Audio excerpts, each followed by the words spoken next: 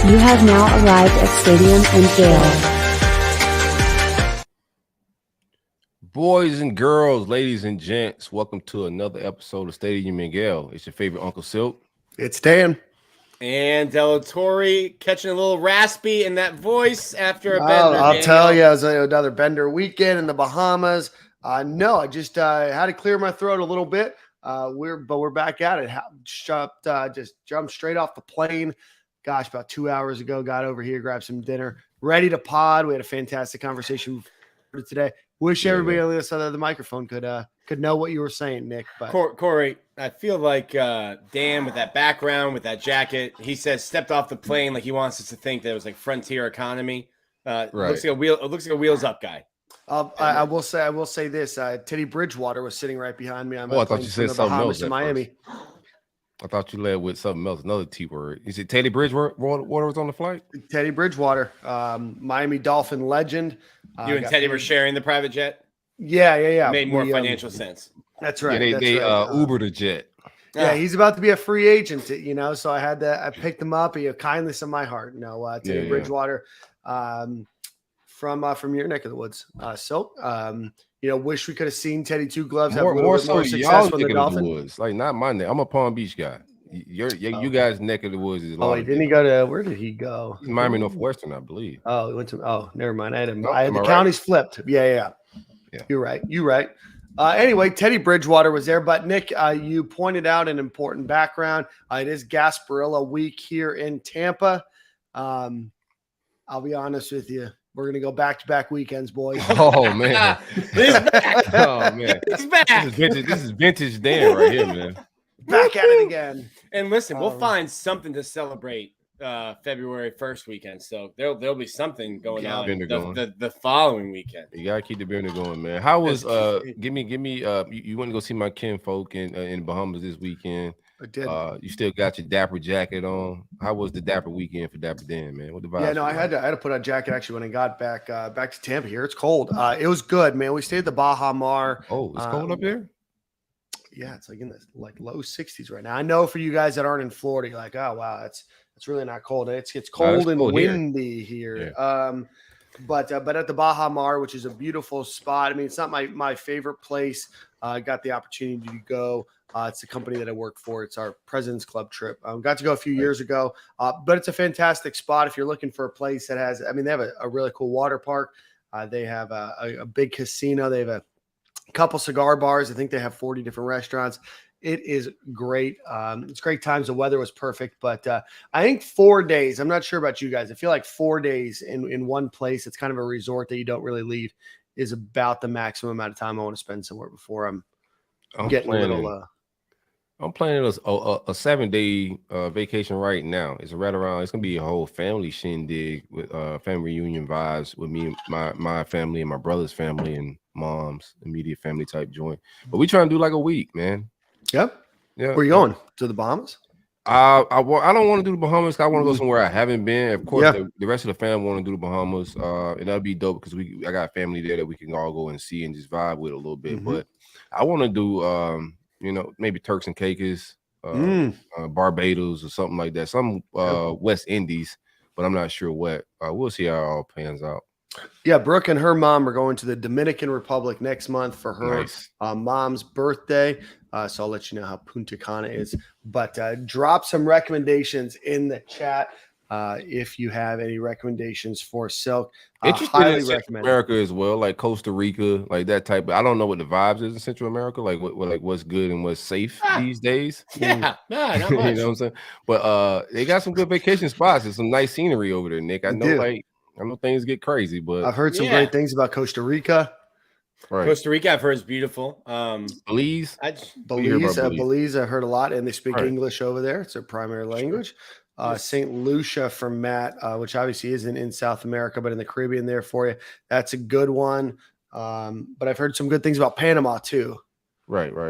You know, I feel like the risk of ending up in the back of a van might outweigh. Yeah, that's what I didn't want to do. Shout out to my man Brandon Hicks. Brandon Hicks gave me a story like last year of some crazy shit that happened in Mexico. And I told my brother, I was like, bro, we can't just go with a vacation and just bullshit. Now I'm sorry. Yeah, no, you're good.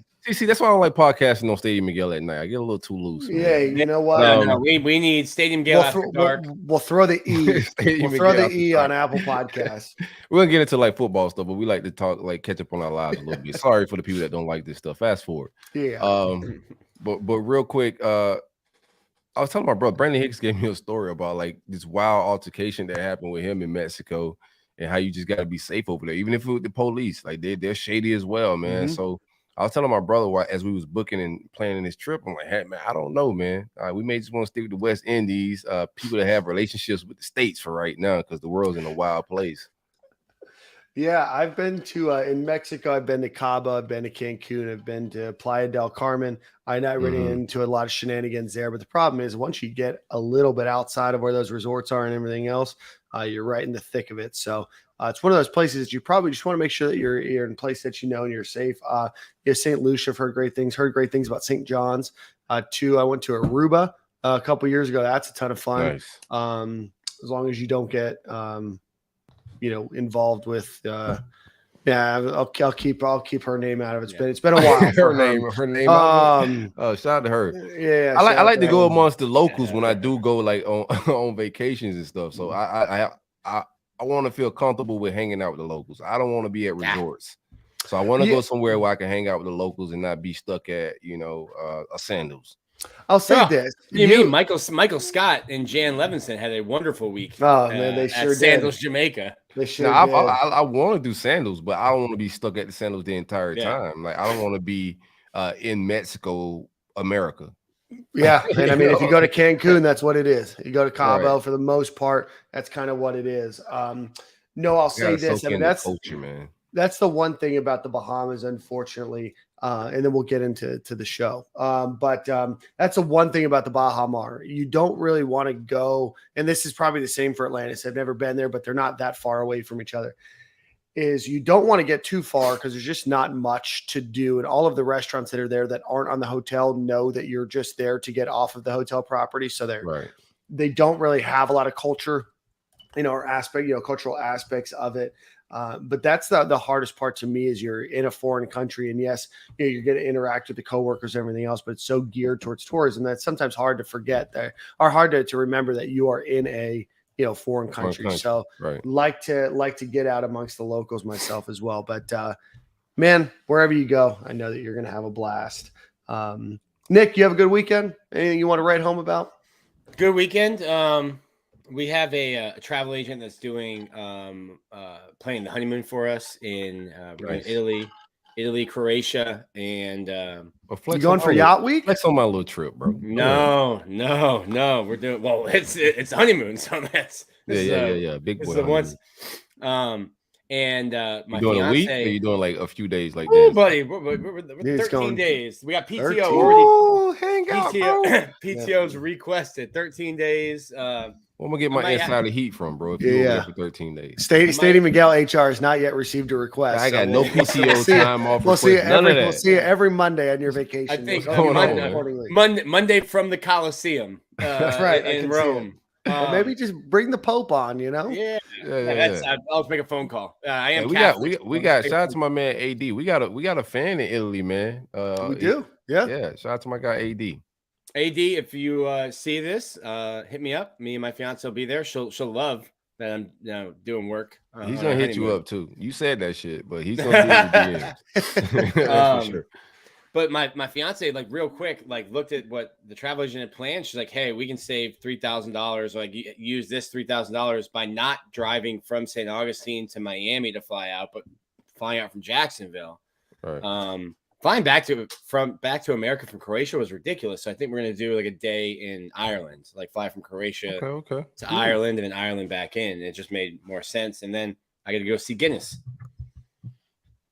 And shout out to Guinness. No shout outs to Guinness. No. We are not shouting out. No shout outs to Guinness. Are you going there on behalf of Ben Chase? I will. I'm going there with a pitchfork and a torch. Being like, what do you mean? He can't drive on public roads to break a record. Get out of here. Florida man gets arrested protesting friend not receiving Guinness World Record. We're actually going to talk to Ben Chase a little bit later today.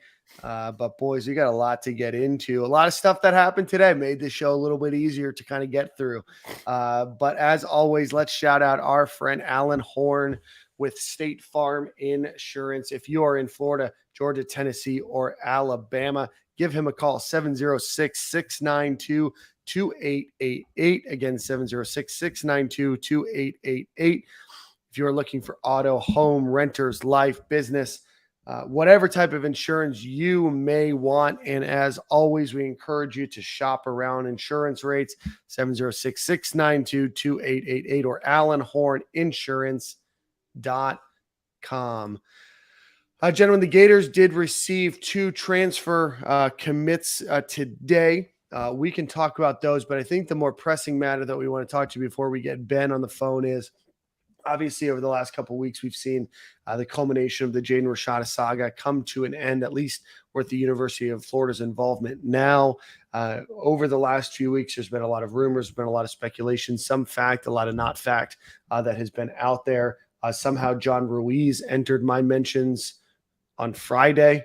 Fortunately, I was a couple of Mai Tais deep, Nick. I knew where you were. So we were ready to go. I was I was gonna send you like a sly text, like, "Hey man, it's your birthday. No. Bahamas. No. You're popping champagne. Have a good night. This trolling don't stop because you just soaking up Bahamian vibes, dog. You still gotta get these trolls. They think the Wi-Fi doesn't work in the Bahamas. Yeah. I thought there was champagne, humidity, and good vibes, and instead it was back and forth with John. I'm like, God, Dan, I think we're too many Mai Tais deep to be doing this now. I like that it was Mai Tais though. Like, I like how Dan vibe.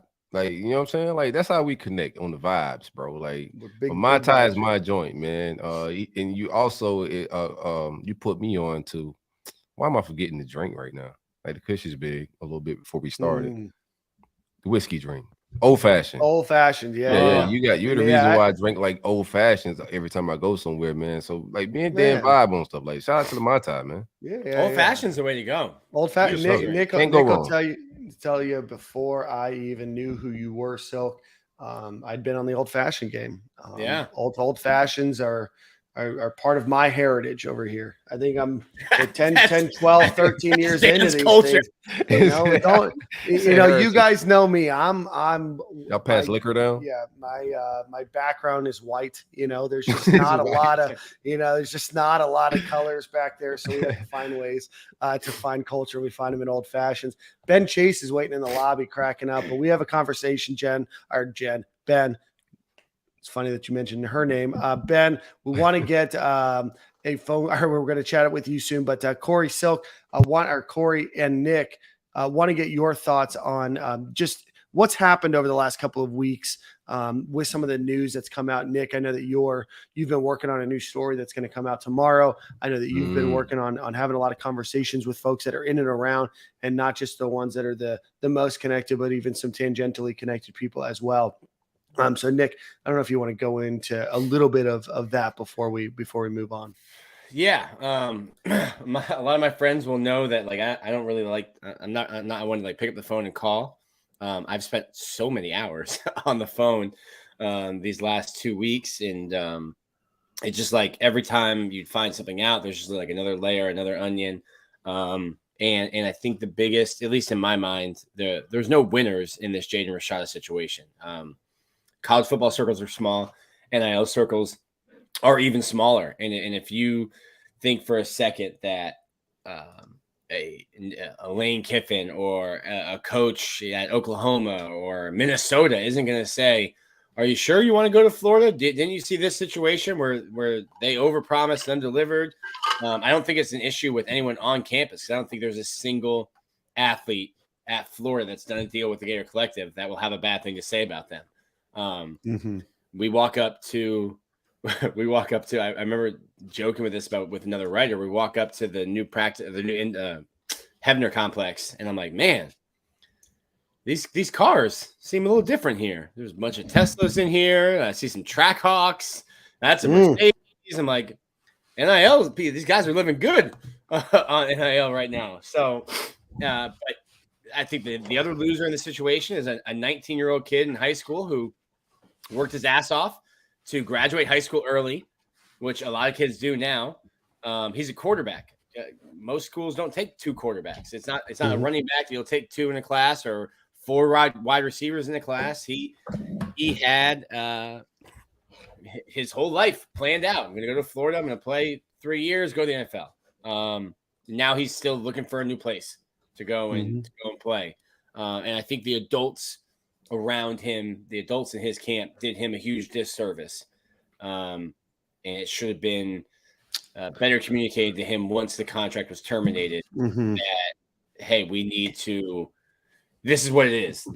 That money isn't there. We can renegotiate for a different sum, or we can try to go somewhere else and find a new deal. And instead, he was just continually told, it's going to get worked out. It's going to get worked out. It's going to get worked out. And it worked itself out into a gigantic public fiasco that we saw play out, publicly for 2 weeks. But this has been going back 2 months since at least December 1st. Nick, I want to get your thoughts there. And, I put out a tweet that got some people involved. Actually, this is the tweet that somehow got John Ruiz on my timeline. Not sure if he stalks my timeline. You would think you'd have something better to do with that kind of money. But anyway, long story short, one of the things that I tweeted was, I think the hardest part for me is it's very sad and disappointing, to obviously Jane Rashada. It's sad and disappointing to the University of Florida, the coaching, those that were involved in recruiting, that it doesn't work out, right? I mean, this isn't just whoever has the largest sum of money is going to get you. There's relationships. There's a lot that goes into it. But I think for me, Nick, and maybe you're going to touch on it in your article tomorrow, one of the things that I think is most frustrating is how many legal professionals have been involved. And I'm not going to name names, but I think if you were to just think of the periphery players involved in this, I think that you could easily come up with 4 or 5 attorney players that have been at least tangentially involved that I seem to think kind of shutter a lot of the blame away from them. It kind of gets pushed onto other people. You blame the kid, you blame the Gator Collective, you blame individual people. There's a lot of attorneys that were involved. There's a lot of people that were involved in making sure that contracts are understood, the ramifications of those contracts as well, that I don't think have gotten their due responsibility, load share in this. And I think that to me is a kind of a disappointing process as well, because obviously they're the ones that know a lot more of the story. They try to shelter themselves. They try to protect themselves and try to push the blame onto a lot of other people when, you probably have a combined 80, 90, maybe 100 plus years of legal attorney work in these individuals' backgrounds that somehow fail to manage a lot of things from a legal perspective. So that's me stepping off my soapbox for hopefully the last time here. I think we need to for the average fan that really don't know what's going on, right? I just want to slow it down and kind of play it out how it all went down. Not any negotiations because we weren't there. Well, how I think how I'm reading it played out. And Nick has an article that he's dropping tomorrow, ready for that heat. It's just streets are gonna go crazy, man. I know they're gonna be ready for it.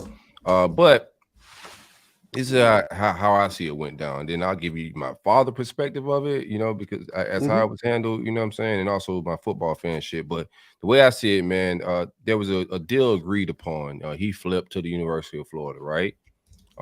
He's committed. The flip happened. A deal was agreed upon. That deal, whatever was agreed upon, was sent to the Gator Collective to facilitate. In the negotiations of it, in my mind, and what I'm reading, stuff, the information, everybody's writing articles.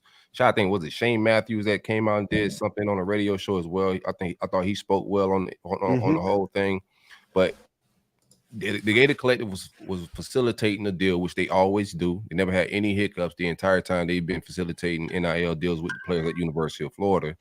But somewhere in this deal, there was a hiccup. And apparently it was on the amount of money, and the deal was canceled on December 7th. That's on public record that the Gator Collective canceled the deal for some reason. If you're a facilitator, you're pretty much the middleman between the player and who's ever paying this amount, right? There was some type of hiccup, deal canceled. Clearly it was about the amount. 2 weeks later is National Signing Day or Early Signing Day. If the deal's canceled, your attorney knows it's canceled. As a father, Mm-hmm. why would I let my son sign a letter of intent, assuming that we're going to get $13 million if 2 weeks ago the deal was canceled? Mm-hmm. Right? I think from a father perspective, I wouldn't let my son do that. It just wouldn't make sense. We'll go find another school or renegotiate and try to figure out the business before we sign a letter of intent. Because you absolutely don't have to sign a letter of intent on that date. There was no rush. Nobody put you in the corner to do anything. You can enroll at Florida without signing.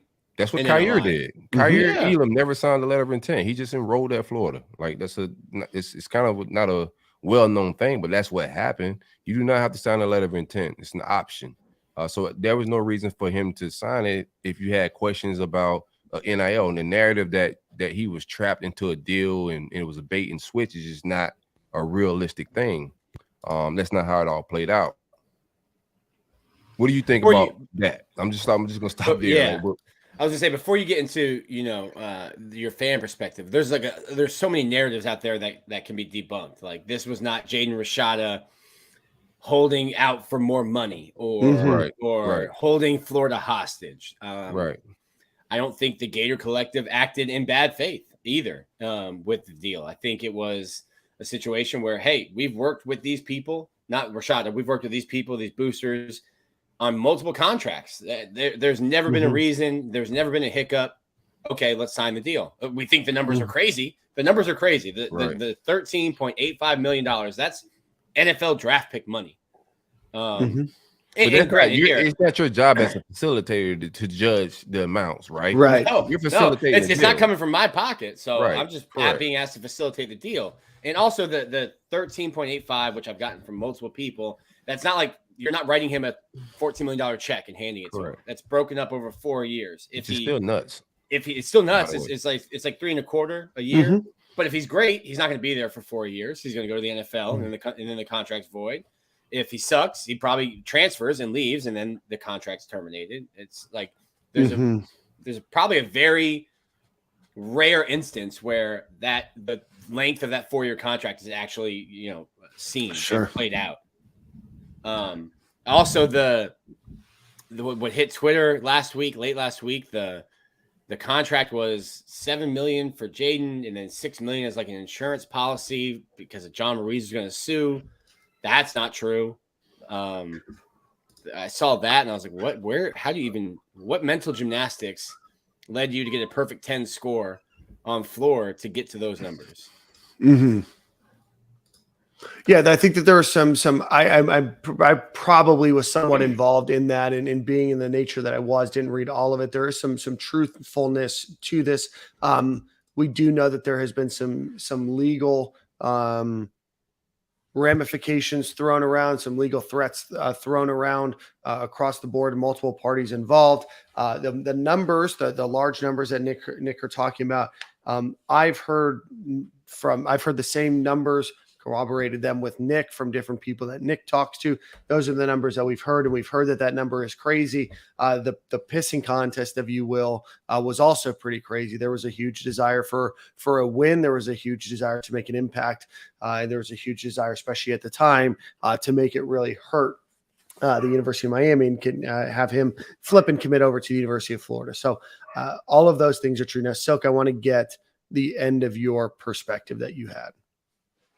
I mean, as a fan, we'll probably get more answers and to get a little bit more clarity as it all plays out. Nick has an article dropping that'll provide some clarity to everybody. But just from a average fan, you're just confused that like it started off everybody pretty much as a witch hunt a little bit. Everybody blaming one person, and it was Eddie's fault. And then as more information unfold and more people started to just take his side and say that, hey, man, this is not how it went down. He didn't negotiate a $13 million deal and just not pay this kid. It's just not that simple. And then, like, from the perspective I was saying before, like, I'm a fan of football. Like, outside of the Florida Gators, I love college football, and we could see it changing, bro. Like, it's changing for a crazy turn. And us, like, playing imagination NIL, like, that's not what's happening. Like, this is full-blown contract negotiations, man, and the numbers that are being said, and we've seen players transferring and hit the portal, and that's a lot of money to be playing with for no real solidified contracts there. You know, like there's no real players association. There's no real thing to keep a booster from losing his money, or whoever's paying these kids from just losing their money after they give a kid a couple $100,000 to show up and he hits the portal. Like it's just it's a different world. And I also think there's just got to be some type of legislation and some type of organization to all of this, right? I don't think it's fair for the boosters to be footing all these bills. It's easy for like these rioters and us fans to say, yeah, just pay the kids, man. Yeah, you want your school to be good, just pay it. But that it just doesn't make good business sense. Like NFL teams make all this money and they pay the players. They're not using their fans in their of the team to pay the players like that. You know, it's just these universities as well gonna have to pick up the slack because there's no real organization. There's no way. Only way you're gonna clean up the dirty action with NIL and what's going on is if the schools get involved and it's offsetting boosters having to pay. Yeah, I think that we all agree. You know, we've agreed on a couple things. One is rich people don't get rich by frivolously spending their money. Sometimes they will try to be at the beginning of something. They'll try to be the big dog in it for the beginning to get the notoriety of it, but they don't spend money frivolously just for the sake of spending money frivolously for too long, right? Number two, I'm gonna go buy like a Wraith or a random Maybach. I'm not just like recruits. Right, your interest in paying a 17-year-old that's never thrown a football on the collegiate level is pretty slim, right? Like you're buying that 17-year-old a Wraith, right? Yeah, that makes no sense, man. Like you might be a big, let's just say it was here, NIL was here and Tim Tebow's here. Maybe you're like, hey, this is a guy that I want to make sure we get him between his junior and senior year. You're going to throw $1 million his way. The idea of Jaden Rashada, no offense to the kid, I wish him all the best in whatever he does. The idea of him being worth nearly $14 million to me is asinine. And Corey, I think you bring up a good point. And I don't know, we've already jumped the shark, right? I mean, you can now no longer not have college kids getting paid some sort of NIL money, or at least have that opportunity. The SEC is on the verge of hitting a $3 billion TV contract on ESPN. I think there has to be legislation. There has to be safeguards and protections put in place. And we're going to talk a little bit about that with Ben here in a few minutes. But more importantly, I think, Silk, you make a really good point, is at some point in time, people are just going to get tired of being asked for money, right? Whether it's, hey, we're going to build this new addition onto the stadium, or we're going to build a new football-only facility.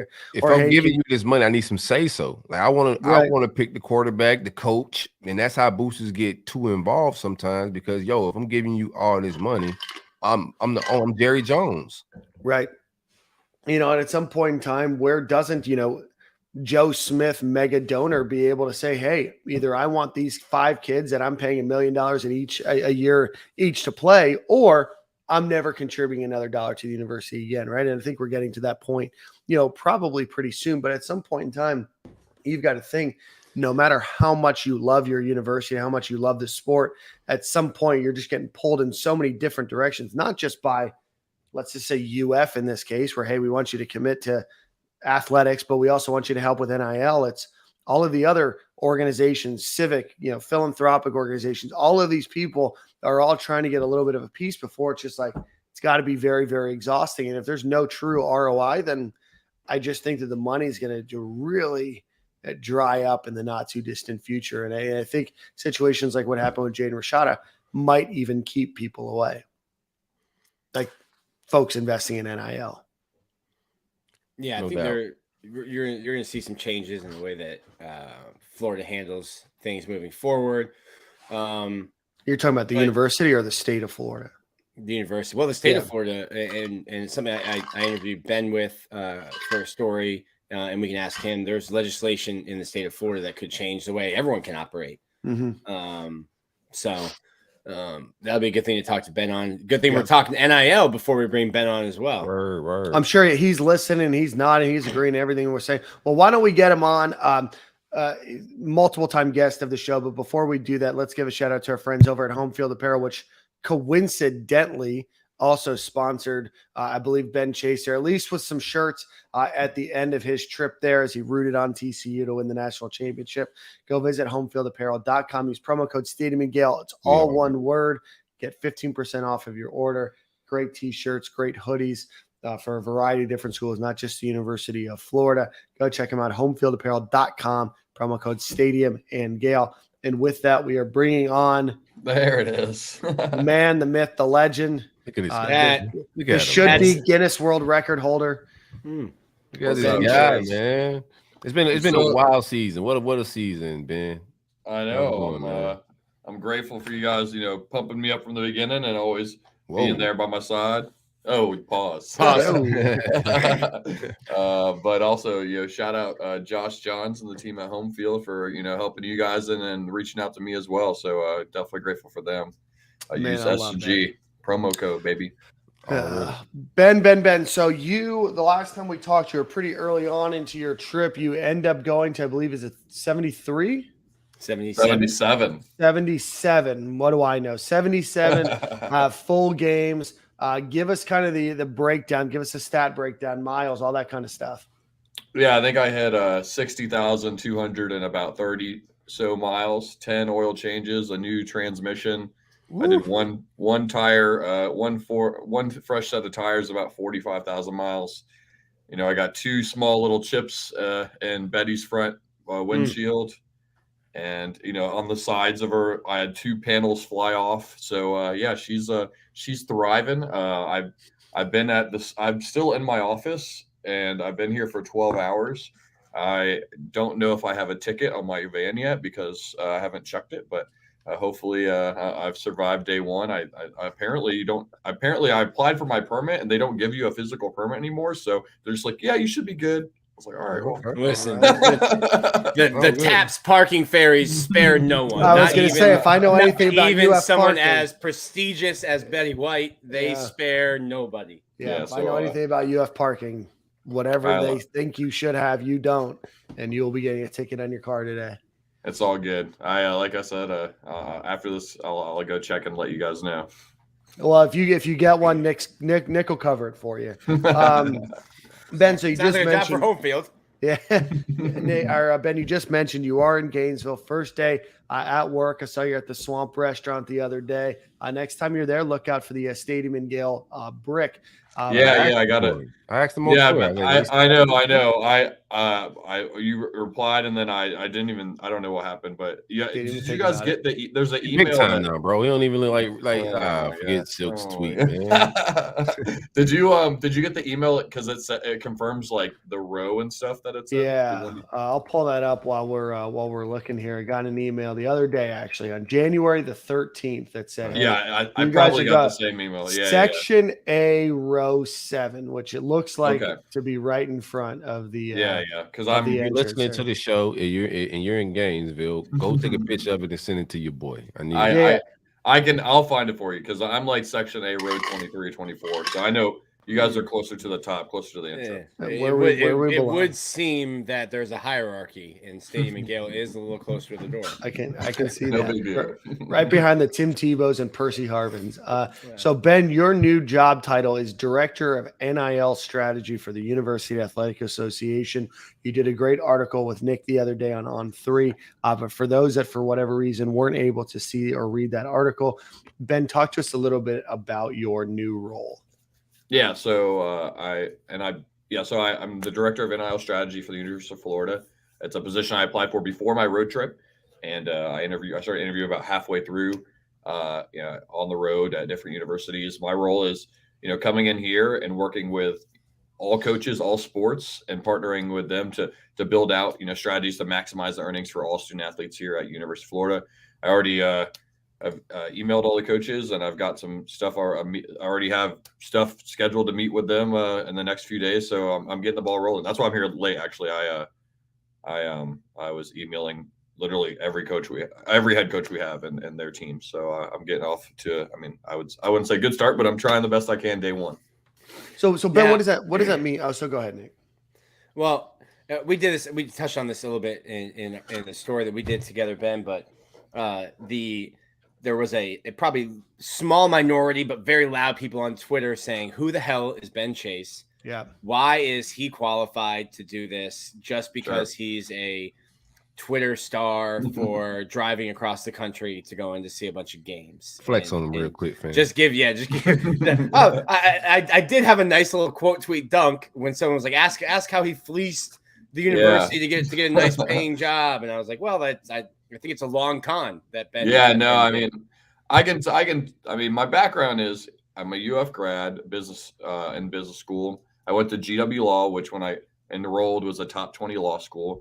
You know, I'm a barred attorney in the state of Florida, and before NIL was a real thing, quick that I had a bunch of people who didn't understand that. They're like, he's barred, he can't practice. I'm like, no, he's no, that means I passed the bar. I know a little bit, like he may not have passed the bar, but he knew a little bit. I actually passed the bar. They thought you was somebody like me, just a random fan, road trip and shit, man. I mean, that's okay. I can be a fan. I can also hustle on the side and do like real stuff, but yeah, so I passed the bar. I'm a licensed attorney in the state of Florida. And before COVID, actually, I was flown out to LA and interviewed to work for a YouTuber who has 9 million subscribers. So I was going to actually be like his chief of staff. So I've been in the like influencer economy for a while. And 2021 happened, and that was when athletes, college athletes specifically, could become influencers, maximize their NIL opportunities. And so in November of 2021, I joined a company that's one of the leading NIL collective launch and management programs out there, and I helped them launch 7 collectives and set the foundation for many more collectives that they've launched since. I'm Arizona football, Gonzaga basketball, who I believe is a pretty good basketball program, UNLV, some other schools. So Tennessee baseball, which last when we were helping them, they were ranked number 1 at the time. Yeah, so get them out of here. So these are this is the industry I've been in. I've and also my role with my company was to source all third-party opportunities. So I've spoken with, every NFT company, not that it matters, but that I've, companies that it did at the time, Ben. Yeah, exactly. But companies that offer opportunities for passive income, which is a big, buzzword for international students. So I'm not saying that I know everything, but I know people around the country that are excited for me in the industry, and I'll be able to lean on them.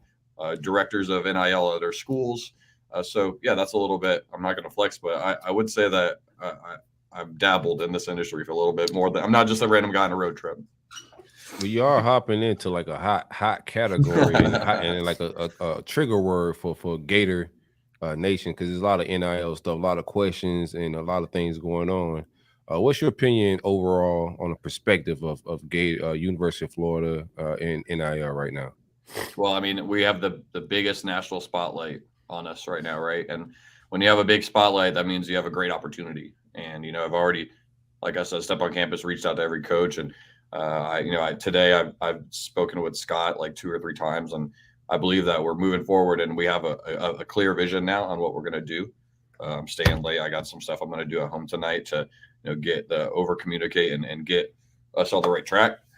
It's one of those things where a lot of fans believe that NIL is a scarlet letters, right? But it's where we are, and it's not going anywhere, and it's just going to get more exciting, and you're going to see big numbers, but that doesn't mean that it's all like So there's going to be big numbers out there that aren't true too, right? But yeah, I mean, hopefully the fan base, specifically our Gator fans that listen to Sam and Gale, know that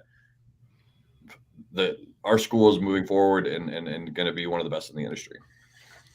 Ben, I want to talk to you. Obviously, I think UF fans are familiar with the name of Marcus Casher-Walker, who's the director of player engagement and NIL in the football program. I know that you're working with all sports, not just football. I can imagine that there's just by the sheer number of students, obviously a lot of opportunity for football players. But I also know, and I know you're just getting back into the swing of things.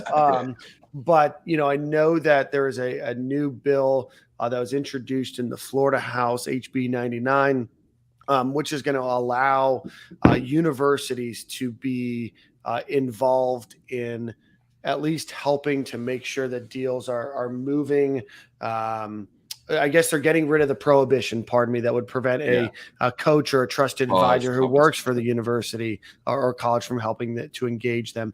So can you talk to us a little bit about kind of what the thought process that you've had around that and what that could potentially look like for the University of Florida? Or is it still too early to tell?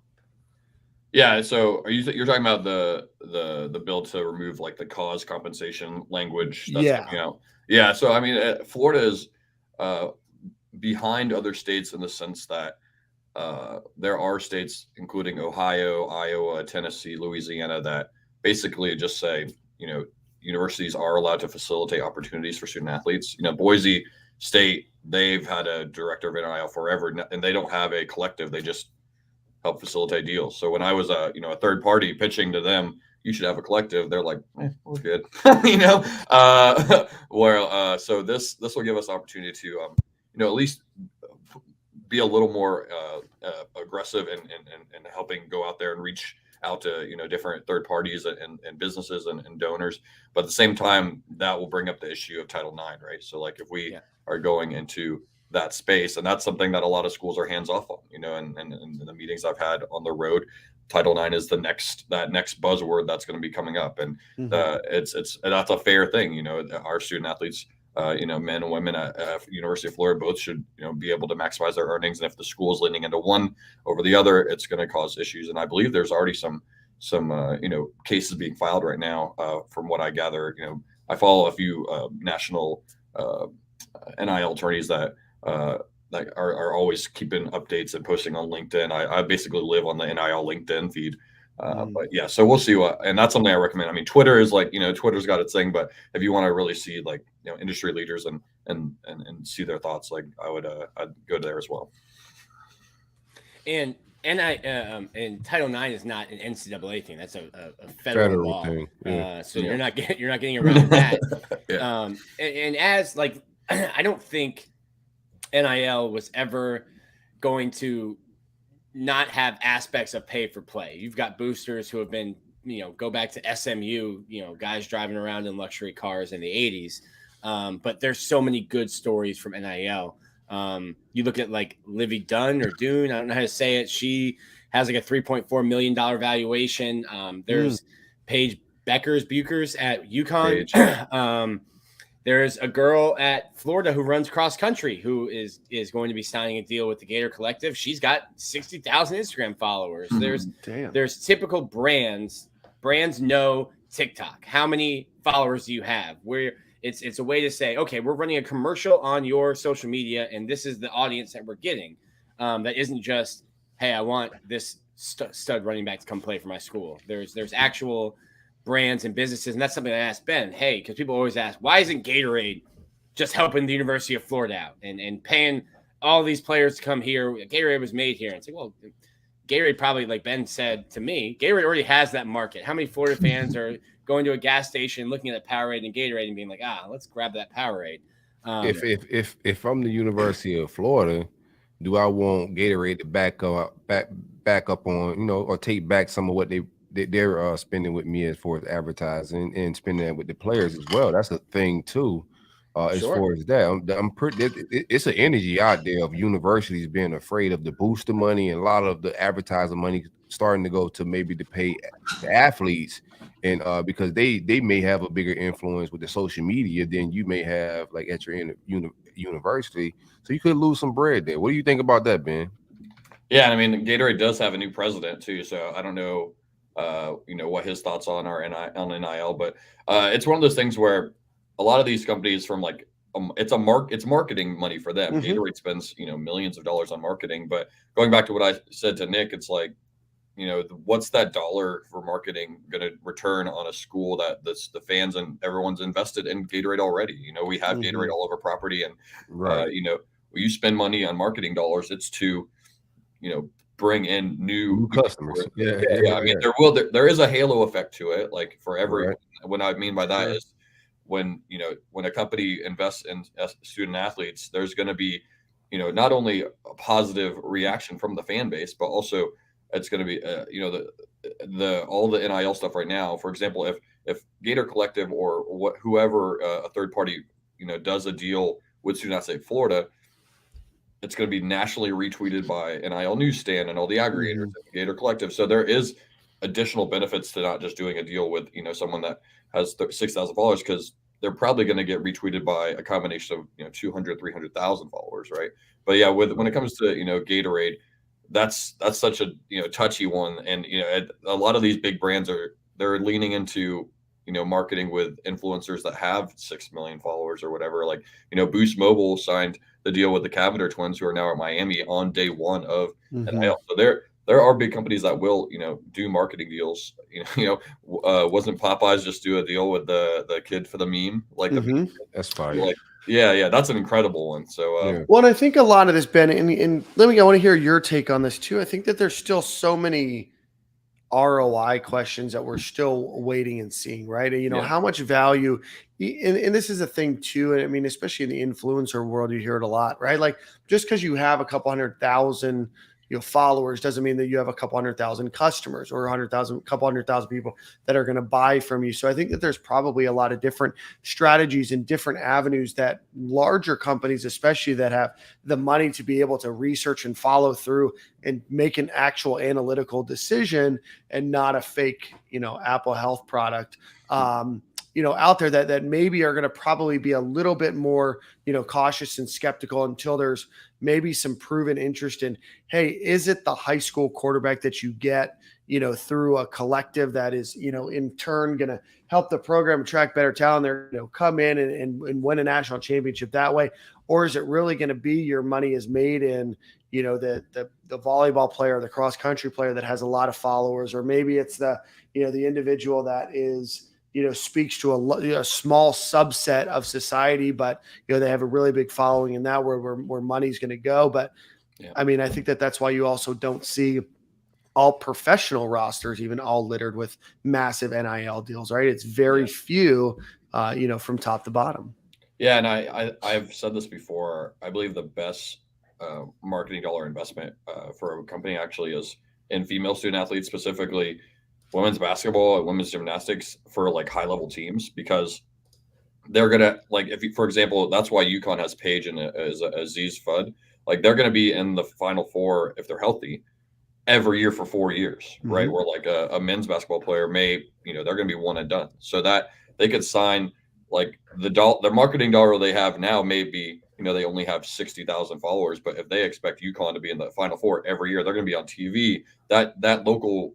Every game they're going to be like, oh, did you know that Paige has a whatever NIL deal? So that's free marketing dollars that they're just like mentioning, and then you have they're going to be on TV so much. So that's a part of it too. And, there's something that someone brought up, and I think I talked about it with Nick, is like Bose headphones, they time their NIL deals, right, team-wide deals for like, he did, Bose did one with Chet Holmgren and the entire Gonzaga team right before like the Elite Eight or Sweet 16. And then they did one with Caleb Williams right before the, Pac-12 championship, because they were like, oh, they're probably going to make the college football, playoff. So they know what they're doing when they time these deals. And like Nick said, they dropped the new Nike gear right before, the College World Series or whatever. So these marketing teams, they're making millions and billions of dollars for a reason.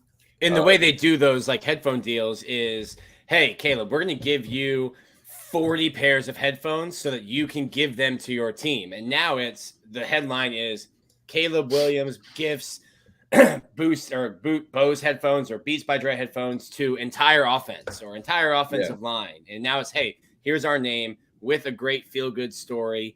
But they do that when you're going to be on a big stage, not when you're 6 and 7. And playing in the Las Vegas Bowl at 11 a.m. Winning helps. Winning certainly helps. The bigger stage you have, the bigger the brands that can see the audience and see the platform that they can get by sponsoring an athlete. NIL deals, let's just say you're just sponsoring. Right now, if I was a company that wanted to buy low on a student athlete from a follower standpoint, I would be throwing money at Ben Shelton, right? Like there's no one that's going to have like a more heroes welcome in Gainesville the next 6 weeks than him, especially if he wins just one more round. Like, hey, today's price is not tomorrow's price. You might want to get on the phone before his next match. Yeah, it's kind of funny. Like I joked with someone today. I was gonna make the 3-headed dragon meme with like the one goofy looking one, where they're both. I Yeah. was gonna make like what the two like hardcore ones, Ben Shelton and Ben Sass, and me like the goofy one, Ben Chase, because there's like 3 Bens coming in 2023. I mean, I don't know. I decided not to do it. Well, Ben, I think that's probably for the best because I believe Ben Shelton is professional now. I think he has given up his remaining college eligibility. Is that true? Yeah. Yeah. Yeah. But he can always come home. His dad's still here. Yeah. His dad is still here, still the head coach. But Ben, we'll find you another Ben that you can put on there. I don't want this meme to go away. We're workshopping it. I got a question. I got a question. So you applied for the job and then decided to take this road trip. What went into that decision making? And do you think the road trip helped you land the job? I applied for the job and I waited. I already knew about the job before it was posted publicly. So I knew like the conversations that were had before like it was posted publicly. And then I waited like 2 weeks and I was like, if I don't hear back, because I had already kind of known about like who they were talking to and kind of what was going on. And I was like, I already had people recommending me for the job before it was posted publicly. And I said, if I don't hear back, I'm just going to do this road trip. So, and then I was, I got recommendations from people in the industry, former Florida Gators. And that's kind of when they finally made a call. And so like I said, I knew about the job before it was posted. And then I kind of was like, I've waited long enough. Right. So I just went for the trip. I think, but do I think that the trip helped me at all? I mean, maybe, but I also think it hindered me because they knew that like hiring this guy who was just on this road trip could be a bad PR hit as well, right? So, but I believe that between my interviews and my recommendations, that I had a strong case, and obviously they gave me opportunity. This shit it's a movie, bro. You went on a road trip and then got this job at University of Florida. Like that just is definitely a movie, man. Well, we still need to find the girl from West Virginia in the Craigslist missed chances, missed opportunities, missed connections. Yeah, so Disney. Maybe she listens to the pod. If there's a love story connection with the job, this does sound like a Disney movie, and maybe Ben Stiller will play Ben Chase. Hey, there it is. Let me play me. Like when they go to New Orleans, still trying to get those royalty checks. That's what you're trying to do. Sure. Yeah, I'm trying USF, to get paid. The USF. Let me play me. Yeah, I'm okay. I love that's fair. that. Now, here's something that's interesting to me. Where were you? How dirty were the clothes you were wearing during your interviews with the University of Florida, and whose Wi-Fi were you using? So I had 5 interviews. I used Washington State's Wi-Fi, wearing a brand new Washington State gear for one. I love that. Wearing another college's shirt while interviewing for the University of Florida. They knew what they were getting. I'll say 2 things. I told them when I was interviewing that I don't want them to hire me just because of my graduation or this road trip. I said, if you're going to hire me because you believe I'm the best person for the job, because I will not be happy. I will be miserable, and I will not love my school as much if you do that. And I just it's like a PR thing. And then I said, 2, I was like, you got to give me the opportunity to do this. And so those are 2 things I was very, very adamant about from the beginning. Please don't hire me because of the PR. You have to believe in the best person for the job. Otherwise I'm not a master. I'll be upset.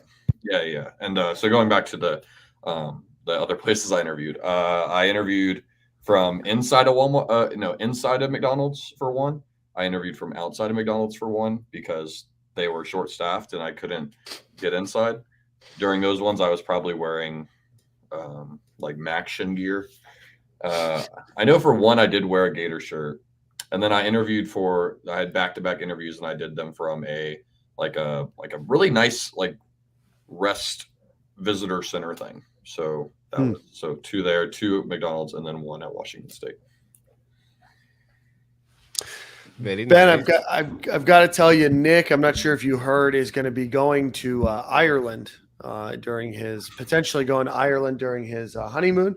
Nick's going to be gone for about 7 weeks on his honeymoon. He's going to spend some time there in Ireland. 7 weeks? Yeah. He got give that or big take, check, man. give or take. Holy smokes! He did say that he Dual was citizenship on the way, man. HR has not approved a 2-month. HR has not received even a request to approve or deny.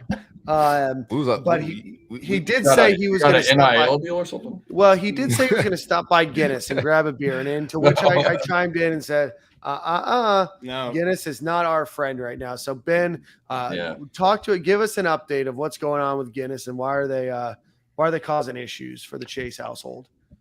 Yeah, so the Chase van. Yeah. So honestly, man, that's been a roller coaster. So one of the things about Guinness is they take 12 weeks to reply to your initial application unless you spend $1,000. And I just was like, nah, I'm going to spend the $5 to apply. So when I applied, I actually applied and I made it a road trip record because I was told that someone had done more than 60 or 70 and then 77. And I was like, oh, cool. And like, I'm someone who, if someone tells me something, I'm going to believe them. So I was like, all right, cool. Like whatever. That's risky. Yeah. And so I just went with it. And then it turns out they did not do as many as I was told they were doing. So my 77 was the actual record, regardless, flying, driving, whatever. So when I made an edit to it, so originally they rejected it because they're like, we don't want to promote things on public roads. So rejected. I was like, all right, cool. Well, good news is I don't have to worry about that anymore. So I made an edit to it and I was just like 77 total. And then they go, yeah, we're going to reject it because it's not professional sports. It has to be professional sports like the NFL. So I'm kind of in a battle with them right now. Like, okay, but this is a really cool thing that, 77 games in one season for college football is. So we'll see. And it takes them 2 weeks to reply. So we will see. Every 2 weeks, I'll spend the 5 minutes looking at my. Just find out how many Irish car bombs they need me to do on my next Bender trip for you to get included in. Well, in July, I'll be banging down the door. They're like not formal affiliated. complaint. They're like not affiliated with Guinness beer anymore, apparently. Yeah, no, I know, but the joke slapped Ben. I know. It slapped. Sorry about that. I don't want to rain on your parade. Yeah, I know it's rainy in Ireland, but don't rain on my parade, especially with Gasparilla coming just a couple days from now. Ben, man, is such a cool end to your story. It's a shame that you had to see the Georgia Bulldogs win the national championship, but I got to bring that up, man. It's unbelievable. I know. Look at me. The vibes, bro. Man, what a cool story. I know from a personal perspective, you're a great person, a great individual, highly qualified for the role. And we wish you the absolute best of luck in your new role at UF. And man, go Gators. And we'll have to have you get on in the not too distant future to chat a little bit more about your time.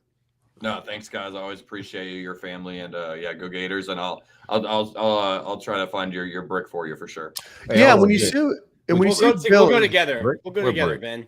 And when you see Billy walking around the hallways, let him know we're interested. When I see who? When you see Billy walking around the office, you say, "Hey, it's time to come on." Yeah, you gotta come on the show. But Ben, I don't know if you got a lot of black friends, but when my friends get new jobs, I always ask for a hookup, right? We gotta see the facility, baby. Stay in Gale style, man. Come through with the production crew a little bit. We need a tour, dog.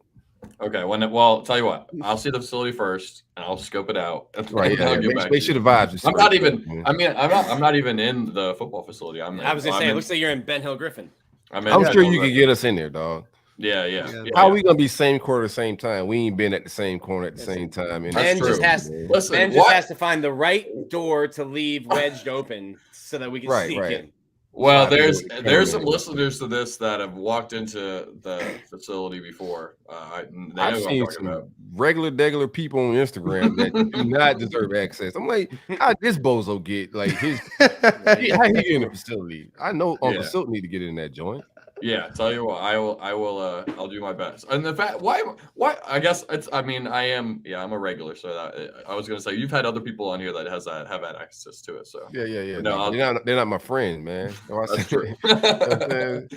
No, I got you guys for sure. All right, bro. Well, Ben, Ben's getting that thumbprint access soon.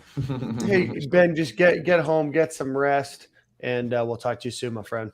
All right, you guys have a good night, and I will listen to the rest of this at 2 times speed later. Appreciate it, brother. Be good. Hold it down, bro. Oh, man, Ben Chase, what a good guy. Let's get into the business of the program, or back to the business of the program. As always, want to give a shout out to our friends over at Alumni Hall. So go visit them on Archer Road in Gainesville, or go visit them at alumnihall.com. Whether you're looking for some of the latest and greatest for Nike or any sweaters, jackets, blankets, whatever it might be. It's cold here in Tampa, so I'm sure it's cold wherever you are. Go check them out. We are going to be working on some promos with them this year and really working on trying to expand our partnership with Alumni Hall. So go check them out again on Archer Road, right off the highway there, or at alumnihall.com. Gentlemen, I'm going to try to do this in a bit of a reverse order of just some more news than anything. Do want to give a shout out to the men's basketball program for their big win over the weekend. I believe it was their first quad one win over Mississippi State on. You get some good wins, man. Yeah, things are getting better. You know, we talked a couple weeks ago. Or we talked last week, pardon me, about the Gators basketball program. They did suffer a loss there, but that was a big win over Mississippi State, 61-59. Had a lead going into halftime, but then needed a stop at the end and secured that win. So it's a big win for the Gators, and they continue to look like they're going to get better, right? I mean, I think a lot of people knew that there was going to be some hiccups and things of that nature this year, but the team looks like they're starting to get their wits about them, and certainly wish them the best of luck. But that quadrant one is huge for them. In other news, Ethan White, former offensive guard, is going to be heading to Southern California, joining Michael Tarquin, who is out there. So best of luck to him. I said that was happening. It was just a matter of time. Yeah. It took a very long time for that to come out. Yeah. Naquan Wright is heading to USF. David Reese, I believe we talked about, but he is heading to Cal. Jordan Young, I know we mentioned, but again, he is heading to Cincinnati. I do want to give also a congratulations to former guest of the show, Rand Carthon, who is the new general manager of the Tennessee Titans. Man, that's so dope, bro. Awesome. Really, really cool. Rand is an incredible guy. We linked the show on the pod account on Twitter a couple days ago. That interview was probably a year and a half ago, maybe a little bit longer. A fantastic story. He was previously, with the 49ers. Just a great, great, great guy. And certainly wish him the best. I know we've got a couple of Patrick Simpson is a big Titans fan on the timeline. We've got a few others that are there. So I know that'll be cool to see him in Tennessee. I know that they've got some early choices to make of what they're going to do rebuilding that program. So with all of that being said, today there was some news out of Gainesville that Tulane running back Cameron Carroll is going to join the University of Florida as a sixth-year senior transfer in his career at Tulane. Ran for 1,638 yards and 19 touchdowns. Did only appear in one game last year as he did have a leg injury, but the years before that had about 1,300 yards and 15 touchdowns. So he will join Montrell Johnson and Trevor Etienne as probably the Gators' third running back. Silk, Nick, any thoughts on Cameron? Third quarterback. Might be. Who knows? Could be that too. I think so. Well, it like I said, it was gonna be hard, and I don't. Really get pause. I don't really get it from Cam's perspective. If you're a sixth-year senior, you're probably trying to go get some tape. And I said it was gonna be hard for Florida to get a running back out of the transfer portal just because. You only have one to play. This is risky for him. He's got one to play. He's a super duper senior, sixth year. So it's you got two guys who nearly ran for 1,000 yards coming back. Good job, Billy. I don't know what the hell they sold him on. Because go ahead. You needed another running back. Like if you have three and one gets a high ankle sprain out for 6 weeks, now you have 2 running backs. Like you had to get another running back. Right. Listen, I am excited for him to come, but his best year was. Hey, I'm excited for him to join the University of Florida football program, right? Jeez Louise. Man. So, but his best season got off the rails a little bit, man. Yeah, it was 3 seasons ago. 2 seasons ago, his yardage goes down, his number of touches goes down, his touchdowns go down. Obviously, this year he gets injured. But I almost wonder if he doesn't think that he might not make the NFL, and getting the opportunity to play at a school like Florida doesn't seem cooler than maybe, a place where he could go and be the starting, running back. Right. Again, I don't know anything about him. We're trying to talk to him. We're trying to get him on the show today. We had some scheduling conflicts with him, but I almost wonder if that doesn't, come into play, the opportunity to play, again, in some of the biggest and brightest lights, and who knows, you just never know. Florida had a very tough position when they weren't able to get Mark Fletcher, that you need another running back in this class. There's not a lot of guys that were going. We mentioned Asa Martin last week. He goes to Troy where he gets a better opportunity. But, at the end of the day, there's only so many, I don't know. I guess for me, maybe some people are thinking a little bit differently than just, hey, can I get to the NFL? No, I think we're all thinking differently. I'm reading the comments a little bit. Yeah. No, I know. I'm very childish. I got myself in a real sticky wicket here, Okay, still with the word choice. Still terrible word play, man.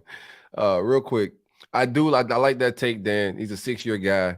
But if you're the University of Florida, I was expecting a scrub.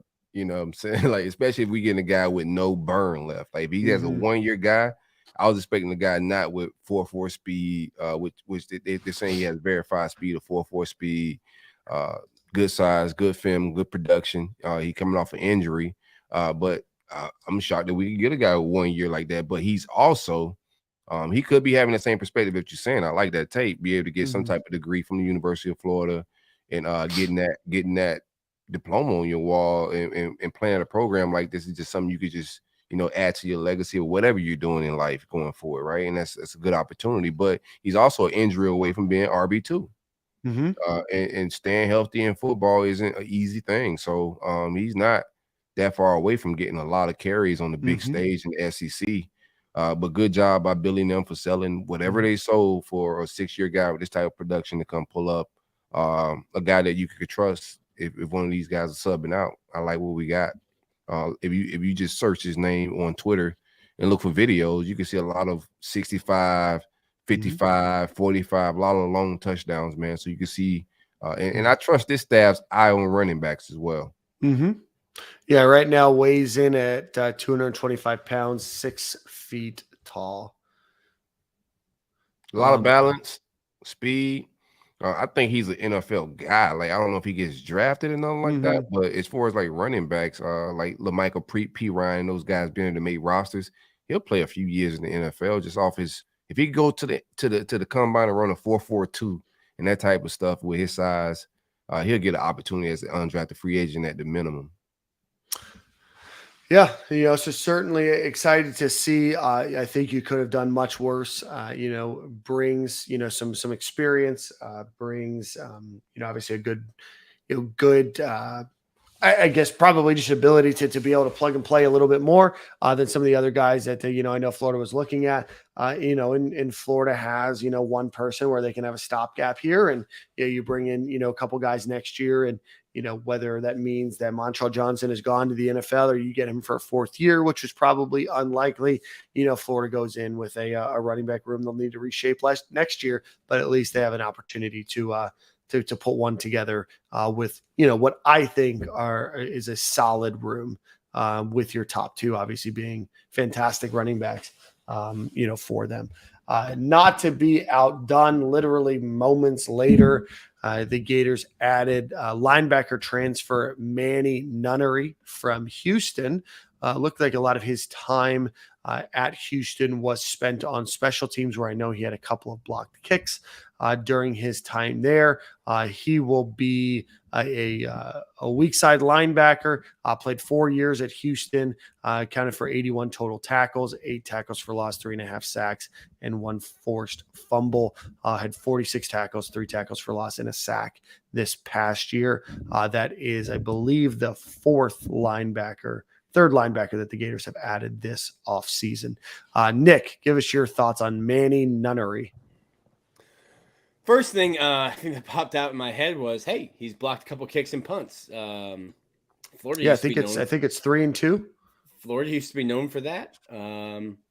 Have lost their way when it comes to special teams, and special teams were pretty terrible, I think, for the most part last year.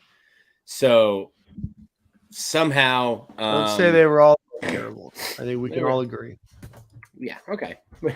Sometimes people say that we're homers on this show. So let's give us an opportunity when we don't have to be homers to say they were trash. Not that as individuals, but as I'm not the homer. I'm negative Nick. So it's your vibe.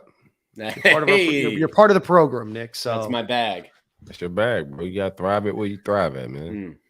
We all got to roll. I think this is a linebacker that probably is more of a depth piece, but a guy that has shown that he can play special teams. And if Florida's not going to make a change at the special teams coordinator needs to get some dudes on his team to help save his job. So he's here in 2024. Right. I would have liked more productivity. It can't boast and brag about the productivity from the linebacker, from the running back we just got, and then disregard it with the linebacker. Would like more productivity with the transfers that was coming over from the linebacker. So that's my knock against the transfers that came over at that position. Not a lot of productivity. You have some veteran leadership coming from Mitchell. Tahada Mitchell, the Ohio State guy, but the other 2 guys are young guys or guys that didn't see the field a lot, but supposedly have some type of potential, or they recruited in the past. They have some type of relationship with. So that's my knock against it. I do like that he played safety, wide receiver in high school, and he's that type of athlete. It looks very athletic on a few highlights he has on Twitter.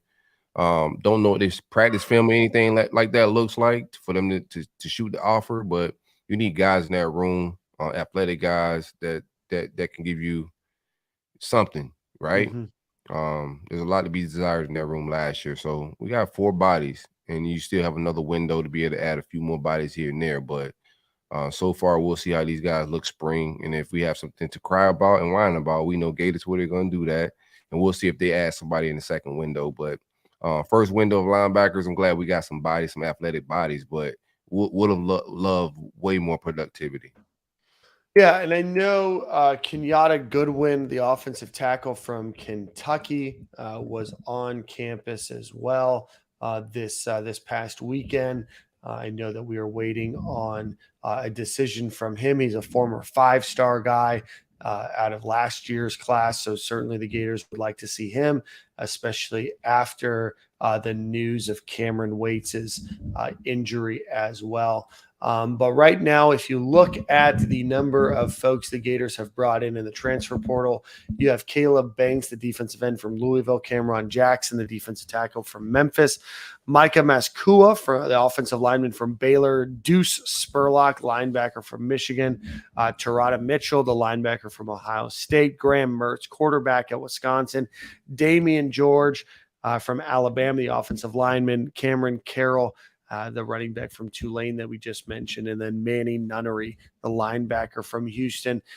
What are y'all's thoughts on that over? Obviously, there's a lot of question marks on what productivity of their past and their experience.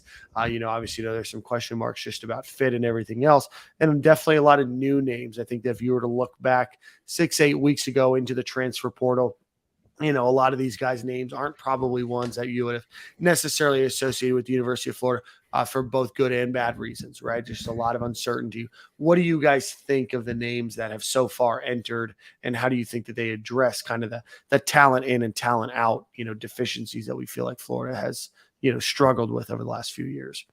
Well, on an unserious note to start, I want Deuce Spurlock and Trahada Mitchell that have lockers next to each other. Just that Michigan Ohio State rivalry. Put them together in the locker room. They shouldn't be talking about none of that. That'd be a great question, though. Your famous question: who's got the best hands on the team? I think we might have to have a little Michigan Ohio State throw hands, squash the beef, and let's move on. Everyone's Gators now. I think there was a big perception of the program. What the hell is Billy doing? All these guys are leaving. I think we've probably talked about this before. A lot of the guys, the names that left, were guys that didn't make an impact last year. And probably saw the writing on the wall that weren't going to make an impact this year. A lot of those guys were people who I thought would leave after spring football before the 2022 season. So while the number is huge, only Texas A&M had more people leave. I think really the only surprises to me were Dejon Reynolds, who I thought probably could have got some burn this year, got some playing time this year, and then Ethan White. Michael Tarquin clearly wasn't happy with when he returned from injury, the Austin Barber, kind of taking his spot and then having a rotation. So that made sense. Donovan Mitchell was asked to play linebacker, which I think doesn't benefit Florida because he would have taken 2 years to fill into a linebacker, and he didn't want to play linebacker. So he went to a school back home in his home state, but that's going to play him at safety. So I think there is some talent loss.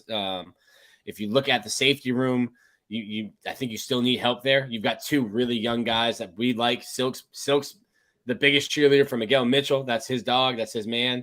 And then you got Kamari Wilson. So I think you have two good guys there, but there's not a lot of experience or depth. I think you'd like to get some help there at that safety spot.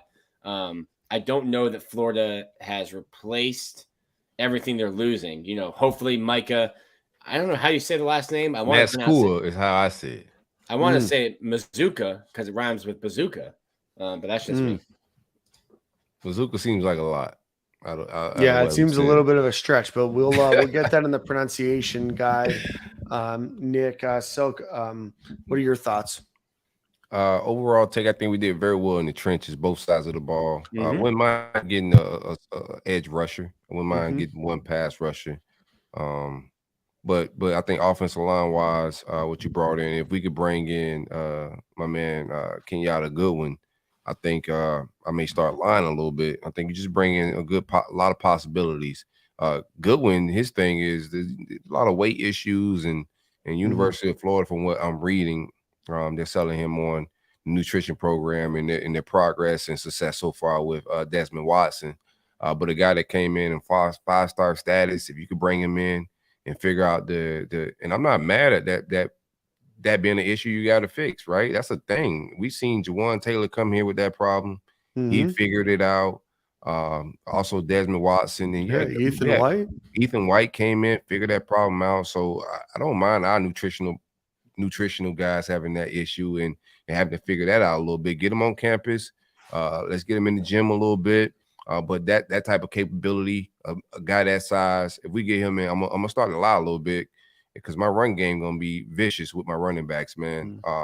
Two of the best, probably the best combo in the SEC, just on paper right now. If you just like forecasting some stuff. So I feel good about the trenches. Do need a safety. I'm with Nick on that. I wouldn't mind sending a safety back there to pair.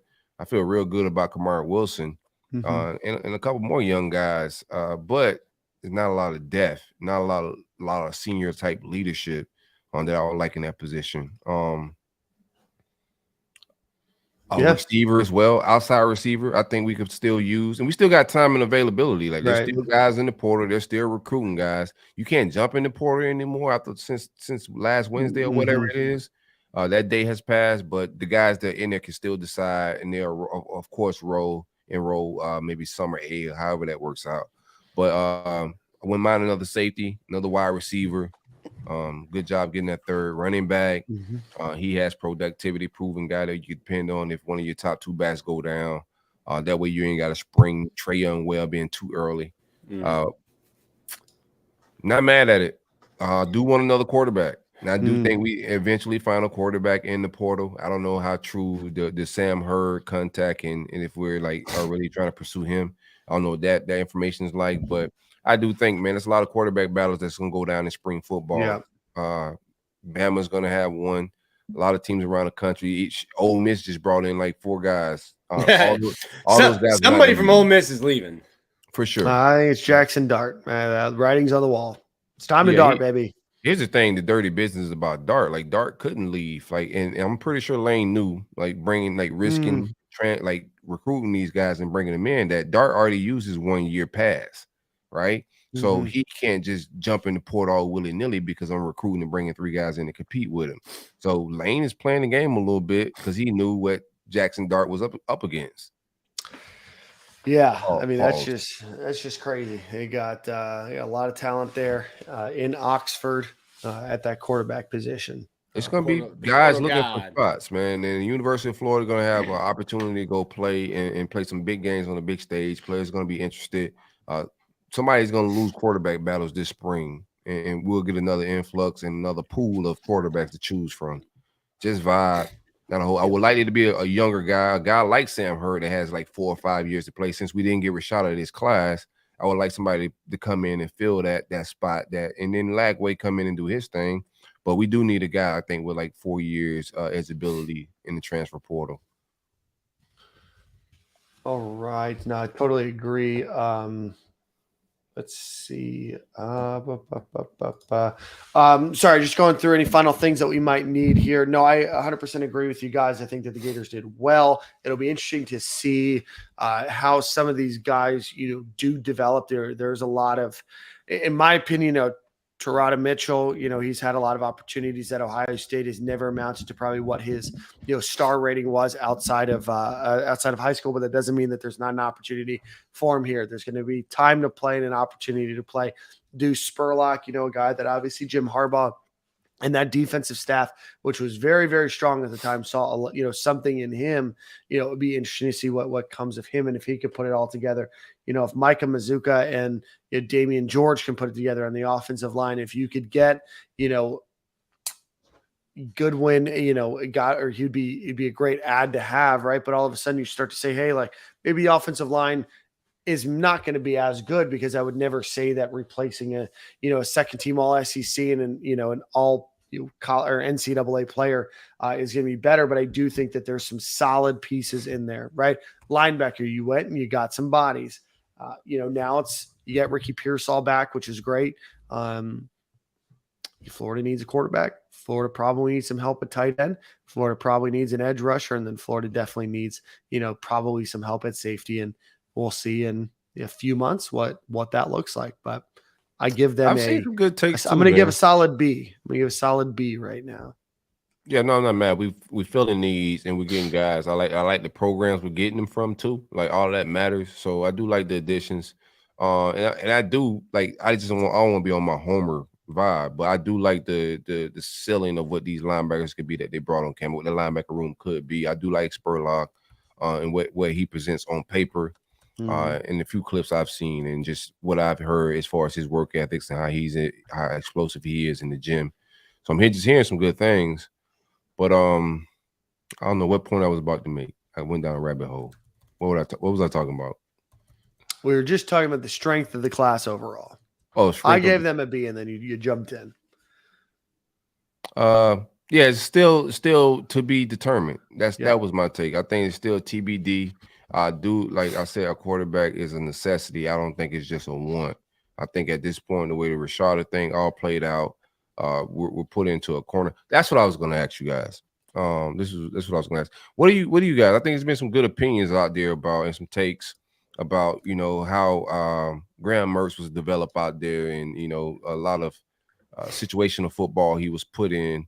None of things I know people writing different art. I think On3 has written some articles, and there's just some podcasters out there with some good takes. What's you guys' opinion? Do you think he could be serviceable with a run game that we got? If we protect him, we're gonna be able to run the ball. I think our O-line could possibly be better than last year's overall group. Torrance just made us like super like Superman and shit. Like whenever he was out, things hit the fan. So I think overall, we could be a better as an overall group. You know what I'm saying? Like that's my overall take on offense. Listen, Like, it could be an upgrade.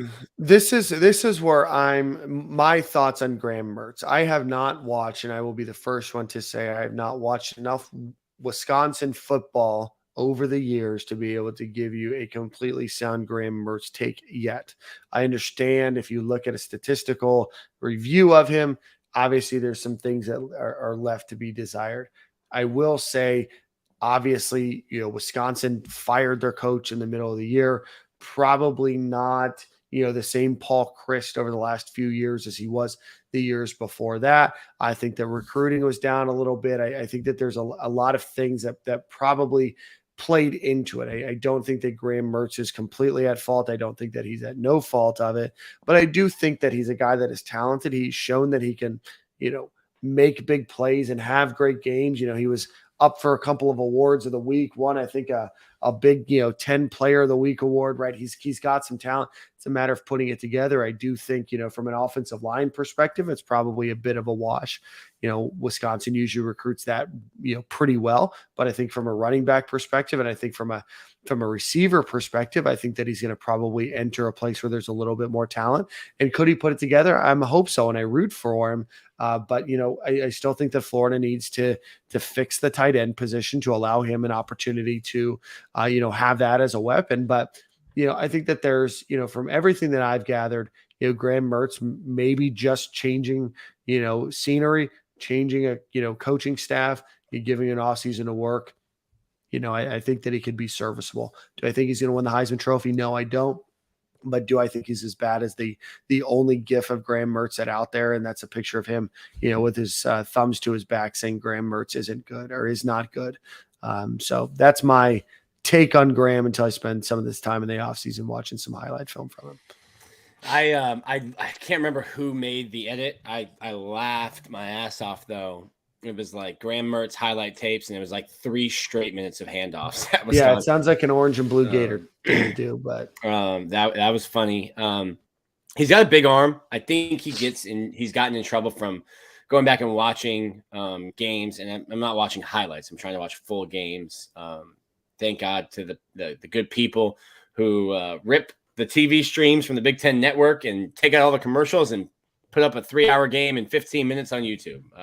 Your work is appreciated. He gets into a lot of trouble. It seems he has a big arm and he tries to fit passes into windows that maybe when you're in high school are there, but they're not there in the Big Ten. They certainly won't be there in the SEC. I think we saw a lot of that from Anthony Richardson. I think my original take was a less athletic Anthony Richardson. That might not be fair to Graham Mertz. The coaches I've talked to, and one of the writers from The Athletic who's covered Graham Mertz since 2017, because Mertz was the highest ranked quarterback ever to commit to Wisconsin at the time, said that, all the tropes, Dan. First in, last out, hardest worker. Lunch pail guy. Coach's son, Coach, gym rat. Film rat, gym rat. All the tropes. May actually be a rat. Who knows? So listen, I'm not going to say he sucks or throw him out. I also don't think that it's his job. I think you're going to have to win that job from Jack Miller. And we'll see who wins out from the law firm of Mertz and Miller. That's going to be a hell of a firework battle to watch. You know what? I'm thrilled. I bet you've never wished you had the ability to go to more spring practice than you do this offseason. Open them all up, Billy. Open them up, Billy. The first 7-second clip that gets tweeted out of Graham Mertz throwing or Jack Miller when you see a Graham Mertz to Ricky Pearsall 40-yard pass, Silk's lives are going to be through the roof. No, the lies are going to like those little slants that are hitting stride. Just a little slant hitting stride. I just need a nice little 6-yard out route. Need to hit those with some consistency. Sex appeal, a 6-yard out. Ooh, baby. I think I was getting a lot of, and I've been just doing my Googles and stuff. Like the last transfer, a guy that had a lot of talent with Wisconsin as well. The Jack Cone kid that left and went to Notre Dame. I think he lost his job because of injury to Graham Mertz. if I'm not mistaken. But a guy that got to Notre Dame and thrived after leaving that system. Guy that had potential and he did very well. So some people finding some type of glimmer of hope in that perspective. And you seen Hendon Hooker and what he could do. And I've just doubted quarterbacks in the past. So I just let things play out a little bit. You know what I'm saying? Like, I don't have to jump into any conclusions. I think there's a reason he was rated with all those stars and where he was ranked at coming out of high school. Same thing with the quarterback Jay Garcia leaving Miami. I think those guys are going to have an opportunity to kind of fix their name. We've seen that happen with Joe Milton as well, leaving Michigan, finally getting an opportunity with Hendon Hooker, who was the same guy that revived his career. We're just seeing these older guys just find a breath of fresh air and new tutelage, give a spark. So I do like that how old he is, and in his previous ranking, because it's a trend there. But I'm just gonna let it play out. We don't have to jump to any takes about him and speaking absolutes. But I do think we need a quarterback in the portal to come in, a guy that's already got some experience to compete with him. Because this team is starting to put together a nice little roster. I'm not mad at the defect that what left and what they added. You're muted, Dan. Yikes. Sorry about that. No, absolutely. We know that Florida needs to continue to grow in high school recruiting as well. It does seem that Florida is obviously doing well in the class of 2024. Do expect a lot more action over the next few weeks. But again, we will be in a wait and see approach. But I think all of our thoughts on these 9 are you filled some gaps, you filled some holes, and you did a pretty good job. You got some consistency. You've got some veteran, a lot of older guys in this group as well, not just a lot of your first, second, and third year transfers. You're getting a couple fourth, fifth, and sixth year guys into the program as well. Let's see. Any final thoughts do you want to give Ben Shelton? We mentioned his name a little bit earlier, but Ben Shelton is into the quarterfinals of the Australian Open. So congratulations to him. That is a huge accomplishment for the former Florida Gator tennis player. I think he is one of the first American men I think he's one of only 3 or 4 American men to make a quarterfinal of a major event in their first go around at a major event. So congratulations to Ben Shelton. Certainly we will be rooting you on. Gentlemen, any final thoughts on the Gators program right now before we take it into Song of the Week? Big basketball week. You get a home game Wednesday against, I think, South Carolina, but then a trip out to the Little Apple and Keontae Johnson.